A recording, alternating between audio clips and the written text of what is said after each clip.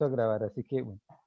Vamos a comenzar, vamos a devolvernos un poquitito porque para el beneficio de algunos que yo les envío la grabación, como se me ha olvidado grabar, vamos a devolvernos un poco a la prueba 6A, las primeras, apenas habíamos avanzado las 2 primeras preguntas, pero va a ser un beneficio para quienes ven la grabación. No sé cuánto la verán, pero igual queda ahí para que puedan acceder quienes no pueden estar en la reunión, así que la prueba 6A nos dice que la primera pregunta, ¿en qué ciudad estableció Saulo su hogar en el primer periodo de su vida?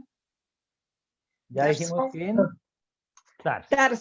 Muy bien, gracias. Vamos a pasar rapidito para que sea el beneficio de quienes están viendo el video. ¿Cuántas veces visitó Jerusalén en este primer periodo? 3 veces. 3 veces. ¿Y en cuál de estas visitas a Jerusalén sucedieron los siguientes acontecimientos? ¿Consintió en la muerte de Esteban? Eso fue en la segunda, ya habían dicho ustedes por ahí. Los 15 días con Pedro. En la tercera. ¿Y cuándo estudió en la escuela de Gamaliel? En la primera. En la primera, muy bien. Ahí, esa primera parte fue la que había pasado por alto grabar, pero ya ahora sí estamos en el punto donde seguimos el estudio de la lección 6A. Tercero, ¿dónde ocurrieron los siguientes acontecimientos de la vida de Saulo? Su nacimiento. Tarso. Tarso. Su circuncisión. En Tarso. En Tarso. Sus primeros estudios en la sinagoga. En Tarso. Tarso. D. Su asistencia a la escuela de Gamaliel. Jerusalén. Yo puse Jerusalén. E. Su permanencia durante el tiempo de la crucifixión y muerte de Jesús. Tarso. Eso es un supuesto. Tarso, muy bien. F. Su presencia en la muerte de Esteban. Jerusalén. Jerusalén. En Jerusalén, porque él estuvo ahí presente. Dice que él consintió que sucediera esa muerte. Exactamente, de la segunda visita. G. Su encuentro con Jesús. No. Damasco. Damasco. Damasco. Vía Damasco. Muy bien. Estamos en la G. H. Recuperación de la vista. Ananías, Damasco. En Damasco también. Su bautismo. Damasco por Ananías. A tiempo a solas con el Señor. Arabia. En Arabia, muy bien. K. Su escapada por el muro en una canasta. Damasco. Damasco. Sus 15 días con Pedro. Jerusalén. Sus 10 años de espera. Tarso.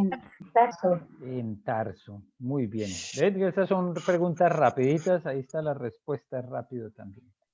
4A. ¿Cuántos años pasó Saulo en Arabia y en Tarso recibiendo la revelación directa del Señor?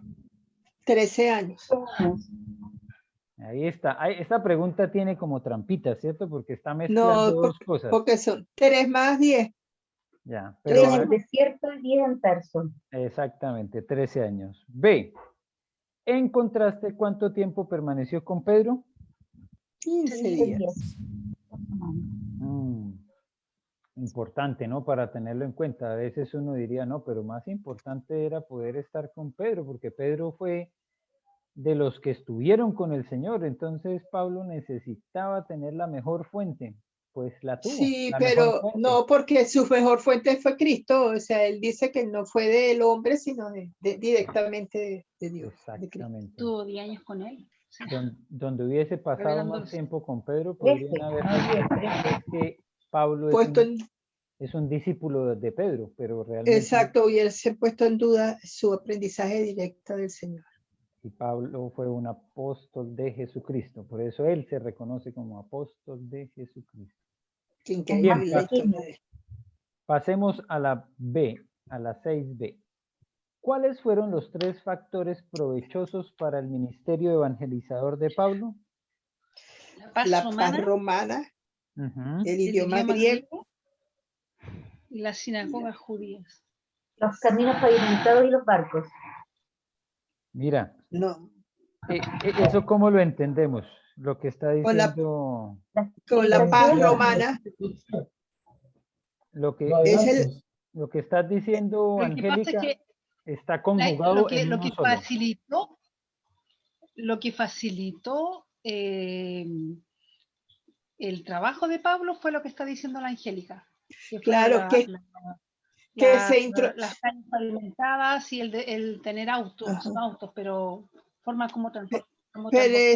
eso está comprendido en la paz romana, que le daba la seguridad y le daba la facilidad de comunicación a través de eso, de los caminos. De la movilidad, cómo se podía mover. La movilidad, exactamente, Mechita, la movilidad. Entonces los tres son la paz romana, que incluye lo que dijo Angélica, incluye la facilidad para desplazarse, ¿cierto? La posibilidad de tener un imperio romano que estaba al control y que se ocupó realmente de mejorar toda la conexión. También el idioma griego y las sinagogas judías. Esos tres aspectos fueron fundamentales. Y no es menor, aunque nosotros lo veamos como que puede ser más valioso lo de las carreteras tan apropiadas. Hoy en día dicen que ni con el sistema GPS satelital que tenemos a nuestra disposición hoy, muchos de ustedes han utilizado el GPS que tienen sus celulares, ¿cierto? Sí. Y es impresionante cómo le dice a uno, no, tome esta ruta y va a llegar más rápido. Es impresionante eso. Pero eso es gracias a los satélites que están por allá arriba y que siguen y siguen enviando y enviando y enviando cada nada. Pero dicen que hoy en día con esas ayudas satelitales podrían mejorar muy poquito las vías que generaron los romanos sin ninguna de esas clases de ayuda. Imagínese. O sea que el desarrollo tecnológico de ellos fue impresionante y también, claro, que ayudó al desplazamiento de Pablo. Entonces, los tres aspectos, esos tres factores, las sinagogas, la oportunidad que tenía Pablo de al llegar siempre tener un lugar donde ya la gente se reunía. Él no tenía que estar pasando volantes para invitar a las personas, ¿cierto? Ahí se reunían las personas a las cuales él iba a enseñarles. Y no era cualquier persona, porque eran conocedores del Viejo Testamento, del Antiguo Testamento. Ya tenían un contexto. Ya tenía, exactamente, y ponía en contraste la situación. En la pregunta 1 de la prueba 6B, yo me pude dar cuenta del poder de Dios, de lo perfecto que es Dios, porque se empezó a predicar el Evangelio donde todo esto ya estaba preparado. Porque, por ejemplo, en las sinagogas judías, esos judíos que estaban ahí habían sido instruidos desde niños, entonces Dios ya estaba obrando desde mucho antes para que recibieran el mensaje. Dios está obrando desde el primer día de la creación. Sí, pero justamente, Mechita, ese es el momento. Era el momento en que tenía que él aparecer y hacer todo este proceso, igual que lo que dicen, en el momento preciso fue cuando llegó Jesús, Dios mandó a su hijo. Y esa paz romana que hablamos en el punto A, Dios también la permitió que así fuera, porque Dios hizo, le dio la inteligencia al hombre para que pudiese usar la forma de desplazarse, que hiciera caminos, que el imperio romano pudiera extinguir su dominio. Dios perfecto. Sí, los romanos, cuando se pone uno a pensar un poco el origen como pueblo, no eran un pueblo tan grande, ni tenían tanto poderío. ¿No? Pero ellos sí encontraron algunos aspectos en los que fueron bien adelantados o avanzados en el manejo, por ejemplo, de las armas. Ellos fueron muy buenos en el manejo de las armas y también fueron... ¿Los romanos o el imperio romano? El imperio romano. Para llegar a ser un imperio tenían que haber avasallado a muchos otros pueblos. Y una forma de hacerlo era también con el buen uso de la guerra también, ¿cierto? La forma de llegar a confrontar de manera que pudieran imponerse a sus enemigos. Pero el segundo aspecto que a veces nosotros no lo vemos tan fuerte es el del idioma griego. ¿Qué pueden decir ustedes del valor de tener el idioma griego? La facilidad de la comunicación, el entendimiento. Yo me quedé así con lo que todos hablaban un mismo idioma. que para Pablo viajar a cualquier lugar no era impedimento el vocabulario, el idioma, lo podían entender. Además, llegaba igual el mensaje a todos, pues. No había ni siquiera tergiversación de la información, pues no debería haberlo. Así es, muy bien. Eso es impresionante y sobre todo para nosotros en nuestro, no sé, a veces le decimos español o castellano, bueno, Wow, ni pues, siquiera nos necesito. hemos puesto de acuerdo para ver cómo lo llamamos, ¿cierto? Ya, pero es que qué grave es eso, porque yo le puedo a usted, bueno, usted es colombiano, yo venezolana, y todos hablamos supuestamente el mismo idioma, y yo llegué aquí y no entendía nada, y a mí no me entendían nada, entonces y entonces no entiendo. A eso iba. Ay, se me cerró acá esto. Esperen un segundo que se me cerró la lección que teníamos abierta ahí, ven. ¿Ya está viéndose ahí la 6? No. No. A ver. Bien. Gracias, Elo, por compartir esa experiencia, porque claro, uno la vive al pasar de un país a otro en lo que se llama la América Latina y darse cuenta que hay tantas diferencias entre el supuesto castellano o el mismo supuesto español. Tenemos mucha diversidad y eso, por ejemplo, nosotros lo podemos evidenciar al pasar nada más una frontera aquí territorial que tenemos de un país al otro muy cerca. Pero el problema grande que tenemos nosotros con este idioma es que tiene cerca de 88,000 palabras, tiene el español. Y de ahí en adelante se le han ido sumando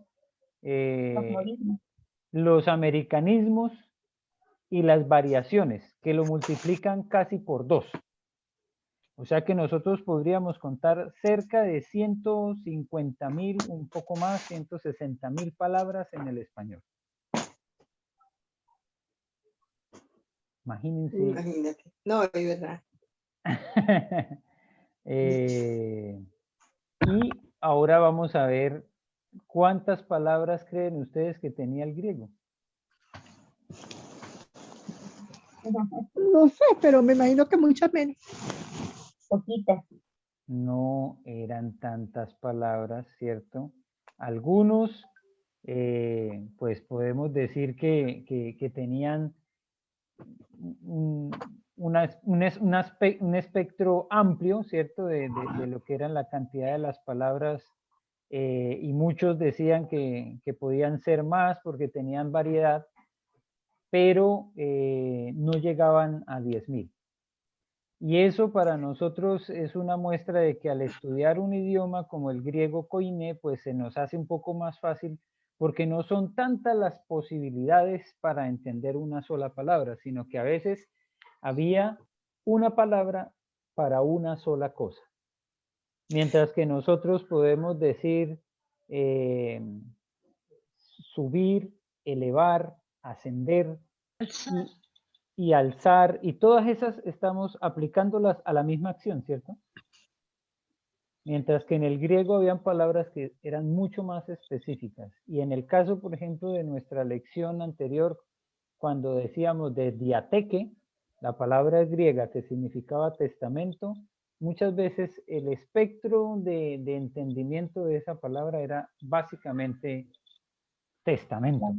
El testamento que se daba de un padre a sus hijos o de un dueño a su herencia, a sus herederos. Entonces, eso nos ayuda mucho para entenderse entre unos y otros. El poder estudiar el griego del Nuevo Testamento es maravilloso porque uno puede encontrar mucha veracidad, mucha certeza con respecto al significado de las palabras. Y para nosotros, lo que vemos, por ejemplo, con las nuevas versiones de la palabra de Dios, como la nueva traducción viviente, la nueva versión internacional, es que están ayudándonos a entenderlo ahora en un español como el nuestro, que es tan tremendamente amplio. ¿Ya? Entonces, el idioma griego para el ministerio del apóstol Pablo fue una gran garantía, una gran ventaja, una bendición, porque como ustedes mismos están diciendo, lo escuchaban, y si tenía un auditorio de 100, 120, 100, 150 personas, aunque estuviera en otra ciudad, lo más seguro es que lo iban a entender, aunque pasara de un pueblo a otro. De un pueblo, de una provincia, de una ciudad. Así que gloria a Dios por ello también. Pasemos a la pregunta número 2. ¿En qué ciudad vivía el emperador romano? En Roma. En Roma. ¿Y cómo se llamaba el mar por el cual Pablo viajó tan a menudo? Mediterráneo, tan rico, calientito. El Mediterráneo. ¿Qué dice? ¿Se está escuchando por ahí algo? Bueno, no era mucho tampoco. Pero sí se escuchaba un sonido al fondo. C. ¿Cuáles eran los dos adelantos hechos por los romanos que Pablo utilizó en sus viajes misioneros? Los caminos pavimentados, los barcos. Los barcos. Así es. Los caminos pavimentados, imagínense. Todavía existe la Vía Appia, un camino que Todavía está en Roma, se mantiene. o sea, en Italia, creo. Y aquí, por ejemplo, yo estuve la semana pasada por Grecia, por la avenida Grecia. Creí que había ido a Grecia. No, aquí en la avenida Grecia, pero sí parecía Grecia, puras ruinas. Cantidad de vía que están arreglándola porque, pero ¿cuánto tiene el Transantiago de estar pasando por ahí? ¿10 años? No, estamos hablando más porque fue del gobierno de Lagos, digamos, 12 años por ahí. No, pero antes igual pasaban micros, pastor. No, pero cuando empezó el Transantiago se hicieron las nuevas vías para poder transitar por ahí la micro. De la avenida Grecia propiamente. Sí, en la avenida Grecia. De hecho, La ampliaron. son hechas de adoquines. Exacto, y de adoquines eran los caminos que hacían los españoles. Y en Recoleta, por eso también hay muchos adoquines aún. En Monson. Claro, pues, la avenida Pedro de Valdivia funciona con adoquines. También. Y está mucho mejor en cuanto a la estructura que las vías, por ejemplo, de otras calles. Entonces, para poder dimensionar la calidad del trabajo de estos romanos, ¿no? Que todavía se mantiene. Yo no estoy aquí criticando ni al Transantiago, ni a Lagos, ni nada de eso, sino para hacer la comparación de caminos que fueron milenarios y otros que no aguantan ni 12 años. Entonces es impresionante la arquitectura, ¿no? Lo que hay ahí detrás, también la ingeniería, no, eso es toda una cantidad de ciencia involucrada ahí y de lo cual el apóstol Pablo se benefició. Pastor, quería compartir algo de los adoquines, es decir, se supone que son como piedras, así cortadas, y ahí en Larraín estaba lleno de adoquines, y cuando hicieron el pavimento, la constructora se demoró mucho tiempo porque empezaban a sacar los adoquines y los exportaban creo que a Francia y ganaban un montón de plata porque eran súper caros y preferían pagar multas, pero ir sacando todos los adoquines que podían para exportarlos. Y eso está en Larraín, todo ese sector de Plaza Gaña hasta Tobalá, por lo que me acuerdo. Para abajo parece que también, pero lo que me acuerdo era principalmente este tramo. Y es muy cotizado el adoquín porque es como una piedra que está trabajada. Está como ya tallada, como un puzzle. Sí, como una piedra tallada. El problema es que es resbaloso, ese es el problema que tiene, pero es muy caro y es eterno, una piedra. Eterno, imagínense, y nosotros cambiándolo por este pavimento que lo que es, por ejemplo, interesante del pavimento, además de que en el verano es tan extremadamente caliente, ¿cierto? Se pone, fuerte. cuando le cae un poco de gasolina, benzina, ahí donde caiga un poco, ahí se hace un hoyo. Y desapareció el pavimento, se acabó. O llueve y ustedes se han dado cuenta cada vez que las 2 o 3 veces que llueve aquí en el año aparecen ahí inmediatamente los grandes hoyos. Porque hace erosión el Porque el agua. pavimento no resiste. En cambio, esos adoquines tan espectaculares que tenían los romanos todavía se mantienen. Es la Interesante. profundidad. Disculpa. Dime, María Angélica, no te escuché. No, es que son profundos. Por ejemplo, Claro. eso explicaban que las vías romanas eran, las hacían bien profundas. Bien Por eso hechas, tiraban tanto las piedras. bien hechecitas. Exactamente, muy bien, sí, gracias. Esa historia que contó Julio, interesante, ¿no? Qué buen negocio exportar los adoquines. Y claro, ellos dentro del proyecto, eso era solo escombro. A nadie, ¿quién se iba a poner a buscar para dónde se llevaron esos adoquines? Tremendo negocio. Tremendo negocio. Ellos sí A que Francia saben. se lo llevaron, por lo que me acuerdo, a Francia. Imagínate. No, qué locura. Bien, vamos a pasar a la pregunta 3, que es localización en el mapa. ¿Qué número marca el lugar de Tarso? 3. El 3, 3 puse yo. Número 3, Jerusalén. 1. 1, 1, Número 1, muy bien. El mar Mediterráneo. 5. 5, Bueno, ese no era tan difícil. Antioquía.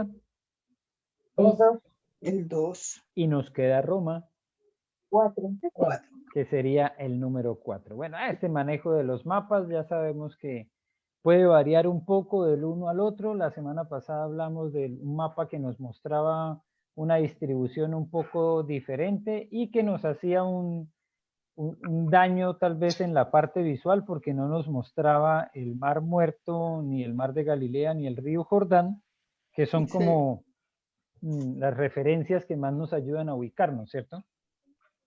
Pero por eso mismo también a veces es bueno mirar los mapas desde otra óptica. Sin embargo, pues aquí tenemos una imagen que ya es regular, que la hemos utilizado varias veces. La famosa bota itálica, pues nos ayuda también harto para ubicar dónde está Italia. Y eso es un propósito también de los mapas. Con el uso continuo, pues ir acostumbrándonos a ello. Vamos a pasar a la lección 6C. Y recuerden que aquí hacemos una revisión para que podamos entonces ubicarnos en el estudio, pero esto es una labor que debemos desarrollar al finalizar nuestra peña. Es decir, ustedes deben hacer la lección 6C esta semana junto con la 7A y la 7B. ¿De acuerdo?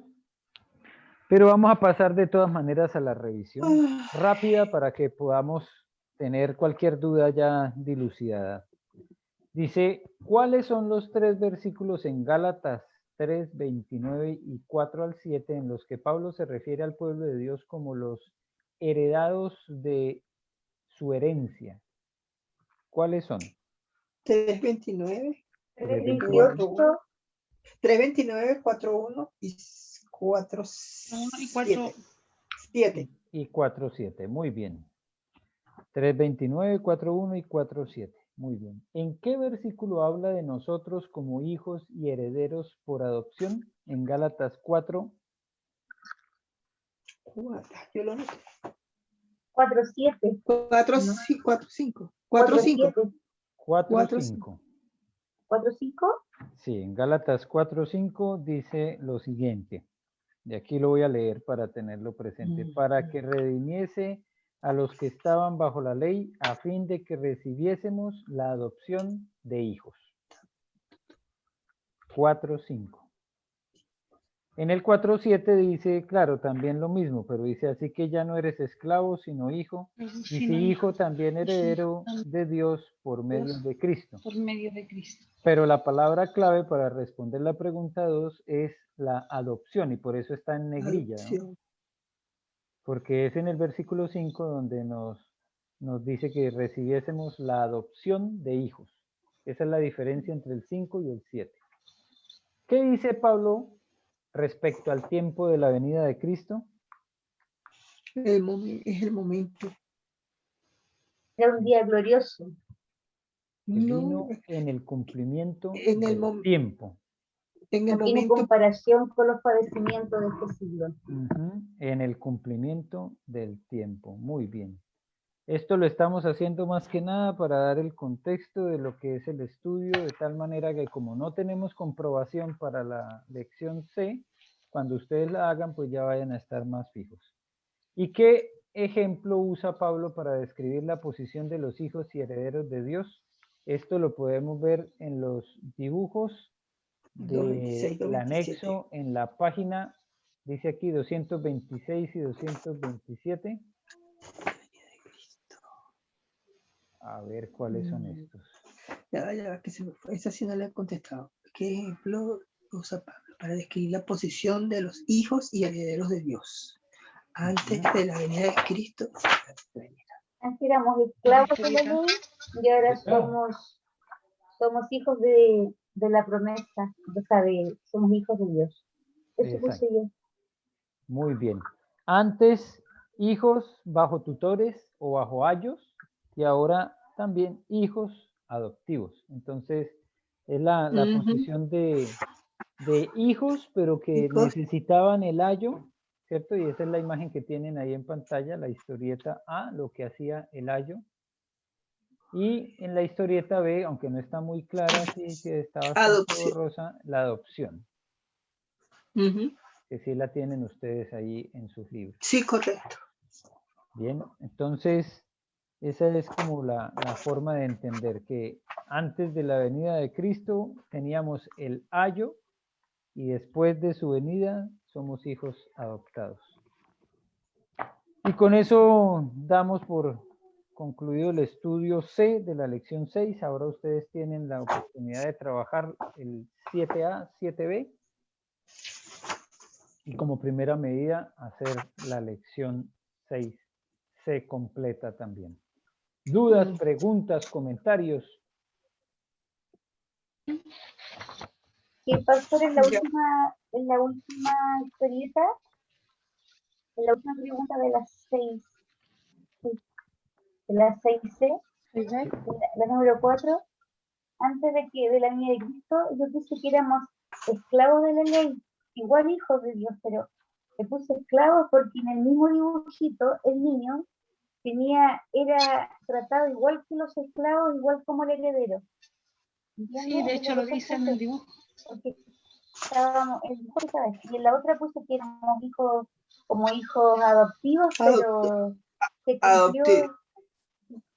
Entonces está bien que haya puesto esclavos de la ley, ¿o no? Claro, se desprende del texto también, pero recordemos también la otra acepción que hay con respecto a la ley, ¿no?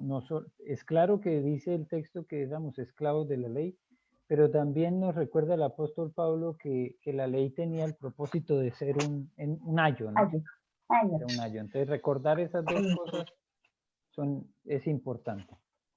Ahí sentí yo, pastor, en esa parte que estuve leyendo un poco lo que estuvimos hablando en oportunidades pasadas, el hecho de ese crecimiento que tenemos del niño espiritual, y a medida que vamos preparándonos, vamos creciendo, y hasta que llega como el momento preciso que nos volvemos adultos maduros, y quizás en ese momento es cuando como que nos sueltan para cumplir nuestras misiones, ¿no?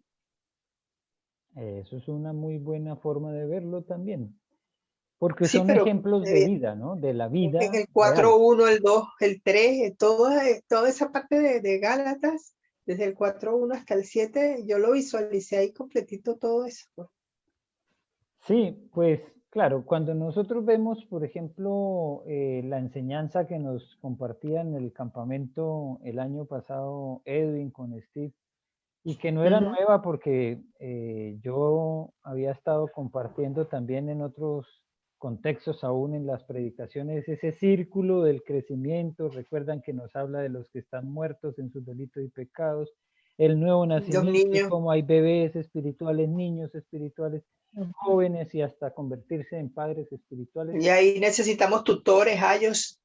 Eso es Gálatas. Gálatas nos dice, bueno, también hay una parte de Efesios que nos recuerda eso, nos recuerda la vida en familia. Entonces, es un proceso bíblico que se muestra de alguna manera como gráfica en un círculo de crecimiento y donde hay unos componentes ahí de qué es un niño espiritual, qué es un bebé espiritual y qué es un padre espiritual, que uno, pues si ve solamente el círculo ese, entonces uno dice, uy, ¿esto de dónde se inventaron eso? Eso no tiene nada que ver con la Biblia, pero cuando uno se va a los versículos se da cuenta que sí es muy bíblico poder ver cómo la vida natural nuestra, que significa también nacer, crecer, reproducirnos de alguna manera, y poder uno verse reflejado espiritualmente también con esa figura, pues es algo muy básico, muy sencillo, ¿no? No debería requerir un estudio universitario para poder explicar todo esto, ¿no? Es que es en lo básico y en lo sencillo que nosotros vemos reflejado el Evangelio. Y en Y Pablo eso, se refleja mucho. y en Pablo se nota porque él de alguna forma pues había estado también siendo discipulado desde antes, con todo lo que le significó estar en la escuela de Gamaliel, pero él, creo yo, nos dejó muy claro que no se trata de hacer un estudio formal ni de formar una escuela, porque es otra cosa, ¿cierto? Uno diría, no, pero si él fue guiado bajo la escuela de Gamaliel, ¿por qué no formó la escuela de Pablo? Y eso Era no, un niño todavía, él todavía no tenía esa madurez y todavía estaba dependiendo de un tutor, de un ayo. y el propósito posiblemente de él cuando se ofreció para ir y capturar a los cristianos, pidió las cartas y todo esto, posiblemente sí fue sentar las bases para su propia escuela, pero amparado bajo lo que eran los parámetros de los fariseos, ¿cierto? Ascender, escalar posiciones para poder llegar a ser un maestro de la ley. Iba bien, porque cuando él dice que de fariseos realmente era uno de los más estrictos en la observancia de la ley, y claro que con el pueblo fariseo se habría ganado muchos beneficios cuando él pudiera llegar y decir, mire todos los cristianos que me encontré por el camino. Entonces, hacia allá iba, pero lo que vemos en su vida es que lo llamó el Señor y ahí no siguió el mismo modelo. Dios tenía otro plan y se convirtió en su nuevo tutor. El modelo que él habría podido implantar era el modelo en el cual fue educado, el modelo de la escuela de Gamaliel. Pero por el contrario, él en Corintios le dice a la gente, ¿quiénes son los que pueden decir que son de Apolos? ¿Quiénes son los que dicen que son de Pablo? Todos somos de Cristo. No es un curso, no es una escuela, no es estar buscando un título, es la vida, y la vida diaria es la que nos muestra cómo vivimos el Evangelio. Cuando podemos en nuestras actividades, en lo que el Señor nos permita hacer, en el lugar donde el Señor nos ubique, pensar en cómo yo vivo el Evangelio y llevo a otros a Cristo. Entonces el apóstol Pablo nos ejemplificó muy bien con su propia vida que él entendió cuál era el Evangelio. Lo entendió muy bien. Ahora nosotros a los que nos toca vivirlo. Y disfrutarlo. Y gozarnos de que el Señor no nos llama a entrar a un instituto bíblico para que estemos aquí clavados todos los días y tener que hacer y hacer y hacer y hacer, sino no, si no lo ponemos en práctica, no sirve de nada el instituto bíblico.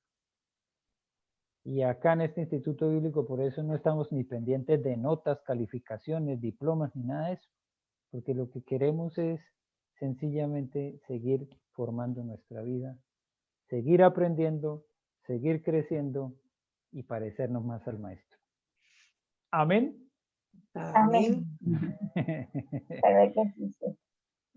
Sí.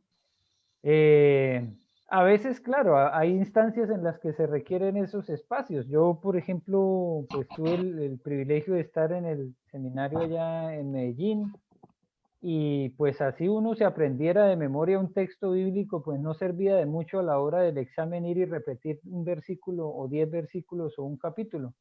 Había que hacer trabajos, había que hacer investigación, había que hacer una cantidad de cosas que a veces eran un poco tortuosas, pero teníamos un pensum, un programa, ¿cierto?, que había que cumplir, y una certificación que se buscaba fuera también respaldada por el gobierno nacional a través del Ministerio de Educación. Entonces, por muy amorosos que fueran los profesores y muy cristianos, en ese nivel, pues tuvimos que ser sometidos también a un examen riguroso. Pero eso no es solamente pensando en que ahí estaba la iglesia o que eso nos hace más grandes o más importantes que nadie. No, sencillamente para tener un desarrollo profesional y también en busca, yo creo, de tener una representación, funciona y sirve un seminario como eso. Pero para mí el seminario no da más a nadie ni mucho menos le quita, ¿cierto?, de lo que significa ser un creyente. No es más creyente el que está en un seminario o el que va a un instituto o el que no.